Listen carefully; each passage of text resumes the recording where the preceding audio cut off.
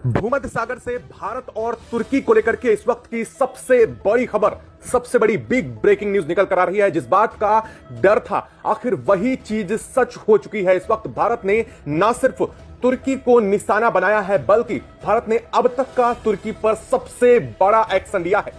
जिस तरह से तुर्की ने भारत के आईएनएस त्रिकंद को चौतरफा घेर करके भारत को धमकी दी थी, उसका अंजाम तो तुर्की को भुगतना ही था। और इस बात का डर भी साफ झलक रहा था तुर्की के माथे पर। भारत ने सीधे तुर्की को 8 घंटे का अल्टीमेटम दिया था। भारत ने कहा था कि तुर्की अगर अपनी नेवी को 8 घंटे के अंदर अंदर त्रिकंद के आसपास से नहीं हटाती है और भारत के युद्धपोत को घेरने का तब भी काम करती है, तो उसके बाद भारत इस पर बहुत बड़ा जो जवाब है वो जवाबी कार्रवाई करने जा रहा है। और इस वक्त जो खबर, जिस चीज का इंतजार, जिस चीज का डर सता रहा था, आखिरकार भारत ने वही किया है। भारत ने तुर्की की सबसे बड़ी ऊर्जा केंद्र को ही निशाना बनाते हुए इस वक्त ध्वस्त करने का काम कर दिया है। सबसे पहले तुर्की ने भारत के भूमध्य सागर में एंट्री को ही अवैध बताया। भारत तब भी चुप रहा। भारत ने सीधे तौर पर अपने त्रिकंद को तुर्की की सीमा से बाहर रखा। इसके बावजूद तुर्की ने बार बार भारत के आईएनएस त्रिकंद को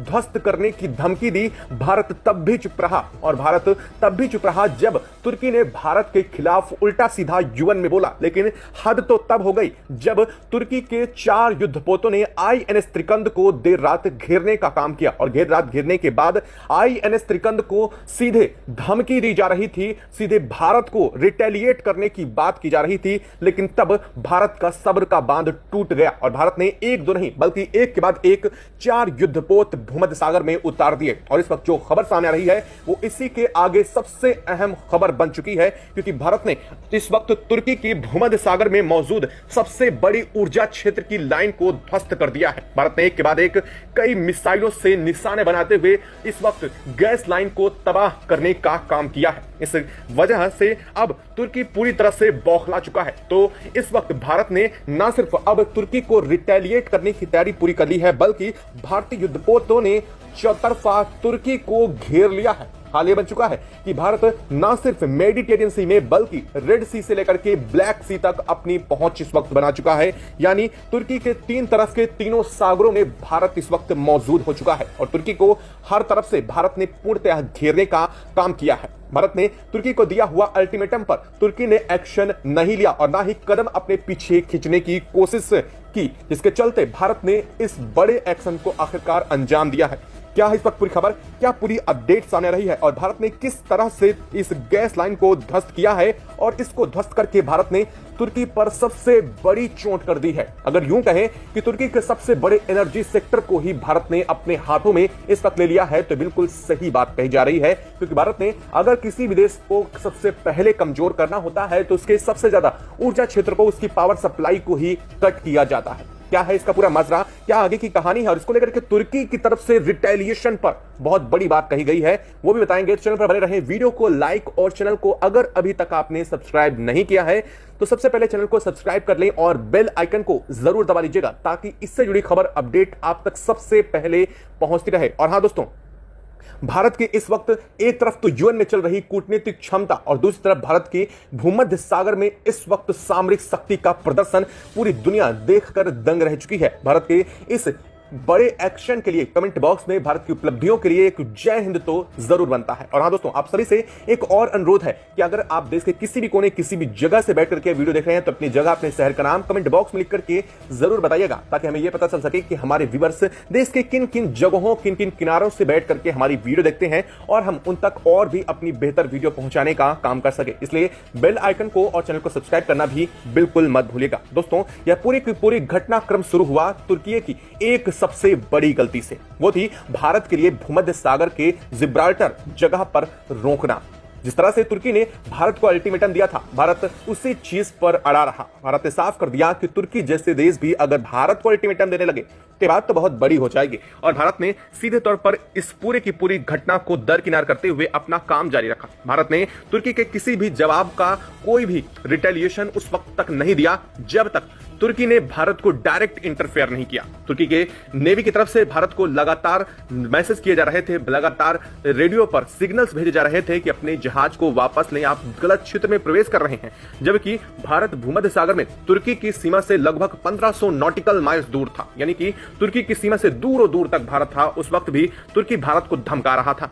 खैर, यहां तक चीजें भारत सब कुछ बर्दाश्त किया, लेकिन फाइनली अब जाकर के भारत ने इस पर रिटेलिएशन दिया है, जब तुर्की ने ना सिर्फ भारत को डायरेक्ट निशाना बनाया है, बल्कि भारत और इस वक्त भारत की ग्रीस के साथ चल रही जो INS त्रिकंद है उसकी एक्सरसाइज में बाधा डालने की कोशिश की। दरअसल भारत अब तक तुर्की को किसी भी तरीके से नुकसान नहीं पहुंचाना चाह रहा था, क्योंकि भारत अपना ग्रीस के साथ एक्सरसाइज कर रहा था, जहां पर ब्रह्मोस की ताकत नापी जा रही थी और देखा जा रहा था कि ब्रह्मोस कितनी सटीकता से अटैक कर रहा है। और इसमें भारत ने कई जगह पर डमी तैयार किए थे, जिन डमी को भारत ने हिट करके पूरी तरीके से उन्हें रिटेलिएट का काम किया जा रहा था, जैसा कि किसी भी नेवल एक्सरसाइज में किया जाता है। और भारत का यह पहला नहीं है, ऐसे भारत ने कई जगहों पर किया है, चाहे साउथ चाइना सी ले लें, बे ऑफ बंगाल ले लें, अरब सागर ले लें, या फिर नॉर्थ अटलांटिक ओशियन यानी कि अमेरिका की सीमा के आसपास तक भी भारत ने अपने ऐसे प्रयोग किए हैं। इसका मतलब यह नहीं है कि वो देश भारत का विरोध करना शुरू कर दें। इसका मतलब यह नहीं है कि वो ये देश कहने लगे कि भारत उनके समुद्री क्षेत्र में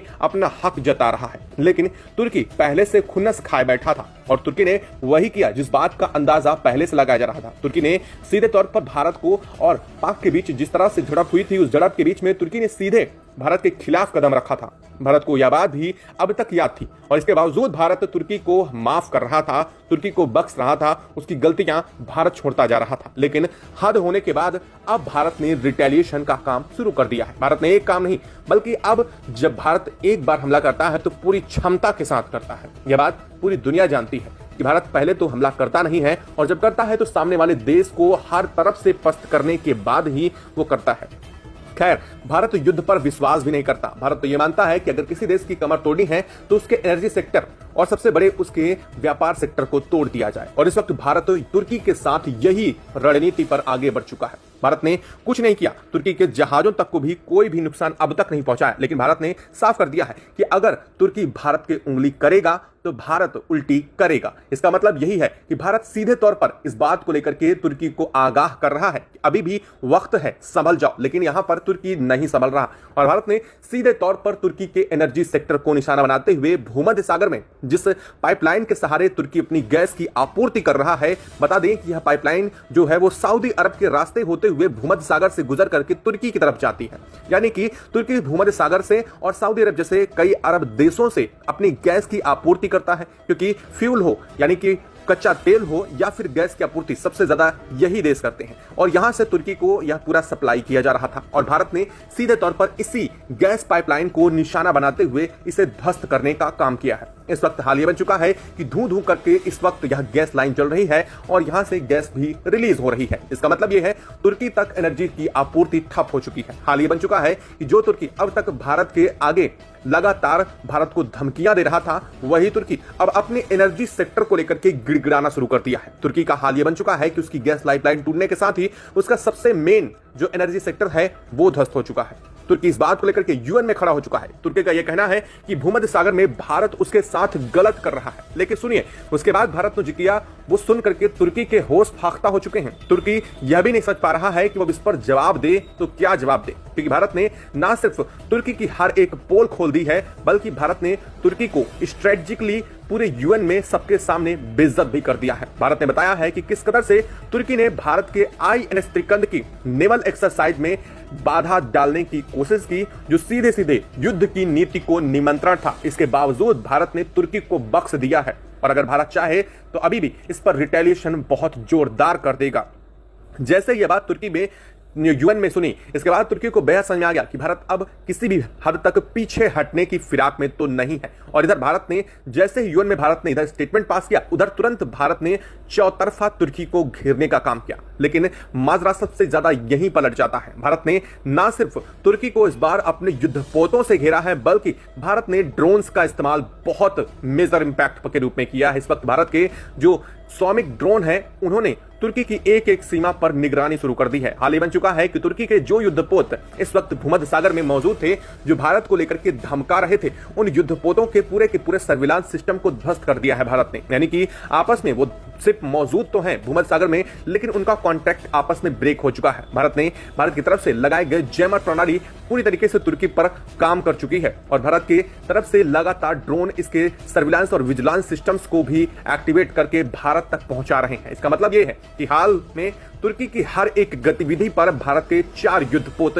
लगातार अपनी नजर रखे हुए हैं। भारत ने यह भी कहा है कि अगर अब इसके बावजूद तुर्की फिर से कुछ करने की हिमाकत करता है तो इसका अंजाम और भी ज्यादा बुरा होने वाला है। खैर, भारत अब बख्शने वाला तो वैसे भी नहीं है तुर्की को, क्योंकि तुर्की में भारतीय युद्धपोतों का उतरना तुर्की के लिए बहुत बड़े खतरे का प्रतीक बन चुका है। माना यह जा रहा है कि भारत अब तक जो अरब सागर में उसके युद्धपोत हैं, उन्हें भी तुर्की के भूमध्य यानी मेडिटेरियन सी की तरफ रवाना किया है। इसका साफ मतलब यह है कि यह सैलो वाटरशिप और साथ साथ भारत की तरफ से कई पनडुब्बियां भी एक्टिवेट की गई हैं। अब इन पनडुब्बियों की लोकेशन एग्जैक्टली कोई भी नहीं बता सकता, क्योंकि यह भूमध्य सागर में मौजूद तो है, लेकिन किन जगहों पर है यह बात तुर्की को क्या पूरी दुनिया में किसी को भी नहीं पता चल सकती। रीजन ये है कि भारत की जो तुर्की इस वक्त मेडिटेरियन सी के पास मौजूद है वो परमाणु पनडुब्बी है। और परमाणु पनडुब्बी की खास बात यह होती है कि वो 6 महीने से भी ज्यादा पानी के अंदर रह सकती है बिना सतह पर एक भी बार आए। इसका मतलब यह है कि भारत को सतह पर आने की जरूरत नहीं है। भारत अपना काम तुर्की के अंदर भूमध्य सागर में नीचे से ही कर सकता है। और इस बात का अंदाजा जैसे ही तुर्की को लगा, तुर्की ने तुरंत अपना हाथ पीछे खींचना शुरू कर दिया है। तुर्की ने कहा है कि वह अपनी सिर्फ सीमा क्षेत्र को लेकर के चिंतित था और भारत के साथ उसके संबंध बेहतर हैं। जी हाँ, वो तुर्की जो अब तक भारत के त्रिकंद को घेर करके उस पर हमले की कोशिश करने की बात कर रहा था, वो तुर्की के बोल पलट रहे हैं। तो तुर्की अब ये कह रहा है कि भारत के साथ उसके संबंध बेहतर हैं और वो सिर्फ अपनी सुरक्षा के लिए अपने समुद्री नॉटिकल माइल जो 14.5 समुद्री नॉटिकल माइल्स की उसका क्षेत्र है, बस उस पर अपने युद्धपोतों की निगरानी बढ़ा रहा था। इसका भारत की एक्सरसाइज से कोई लेना देना नहीं है। हम नहीं चाहते हैं भारत की एक्सरसाइज में कोई भी बाधा पड़े, ये कहना है तुर्की का। वो भी तब जब भारत के 4 युद्धपोत तुर्की की सीमा के आसपास इर्द गिर्द पहुंच चुके हैं, तब तुर्की इतना दबाव और प्रेशर फील कर रहा है। खैर, तुर्की को लगा था कि उसके साथ में आकर के अमेरिका खड़ा हो जाएगा। जी हाँ, आपको बिल्कुल सही सुनाई दिया। अमेरिका ने इस बारे में पूरे के पूरे मामले में अमेरिका मास्टरमाइंड के रूप में तुर्की को पीछे से उकसाया था और तुर्की को यह लगा था कि अमेरिका उसके पीछे खड़ा होगा और जैसे ही वो इस मामले में फंसेगा भारत के सामने, अमेरिका उसके साथ खड़ा हो जाएगा। लेकिन हुआ बिल्कुल उलट। भारत के 4 युद्धपोत तुर्की के इर्द गिर्द पहुंच चुके हैं। इसके बावजूद अमेरिका ने इस पर चूं तक नहीं की। और तो और यूनाइटेड नेशन में जब भारत ने तुर्की के इस कृत्य को लेकर के पूरी दुनिया के सामने रखा, तब अमेरिका के खुद डेलीगेट्स की तरफ से तुर्की के इस काम को गलत ठहरा दिया गया और कहा गया कि तुर्की का यह काम भारत के एक्शन के काबिले था और इसीलिए भारत ने एक्शन लिया है। इस पर हम भारत का समर्थन करते हैं। जैसे ही यह बात तुर्की को पता चली तो तुर्की के होश फाख्ता हो गए, क्योंकि एक बार फिर से वह ठगा हुआ महसूस करने लगा अमेरिका की तरफ से। उसे लगा था कि अमेरिका हाथ पीट करके कहेगा कि वाह तुर्की, क्या काम किया है तुमने भारत को दबा करके। लेकिन यहां तो उल्टा ही हो गया। तुर्की पर ही अमेरिका उल्टा टूट पड़ा। यानी कि जो अमेरिका पीछे से तुर्की को सपोर्ट कर रहा था, वही आगे से साथ देने में तुर्की का हाथ भी नहीं आया। अब इसका मतलब यह है कि तुर्की चौतरफा अकेला है। उधर दूसरी तरफ इजराइल ने भारत के साथ अपना हाथ बढ़ा दिया है। इजराइल ने कहा है कि अपने स्वाम ड्रोन को भारत के ब्लैक सी के लिए रवाना कर रहा है। यानी भारत के युद्धपोत जिस वक्त ब्लैक सी में मौजूद हैं, उन युद्धपोतों के लिए अपने ड्रोन्स को रवाना कर रहा है, जो भारत के लिए होंगे और भारत की तरफ से तुर्की पर निगरानी के लिए होंगे। खैर, आप बता दें कि तुर्की और इजराइल की कभी बनती नहीं है और हाल ये है कि अगर तुर्की को एक भी मौका मिले इजराइल के ऊपर या फिर इजराइल को एक भी मौका मिले तुर्की के लिए, तो ये दोनों एक दूसरे पर एक्शन लेने से नहीं चूकते। और यही इस वक्त हो रहा है। भारत के साथ तो इजराइल खड़ा हो गया, लेकिन तुर्की के लिए अब कोई भी ऑप्शन नहीं बचा है। आपको क्या लगता है, क्या भारत को आगे और एक्शन लेने की जरूरत है या फिर भारत को इंतजार करना चाहिए तुर्की की तरफ से किसी भी तरीके की गतिविधियां का? अगर गतिविधि करता है तो फिर भारत को एक्शन लेना चाहिए। कमेंट बॉक्स में लिख करके जरूर बताइएगा। साथ ही वीडियो को लाइक और चैनल को अगर अभी तक सब्सक्राइब नहीं किया तो सब्सक्राइब कर लें और बेल आइकन को भी जरूर दबा लीजिएगा। जय हिंद दोस्तों।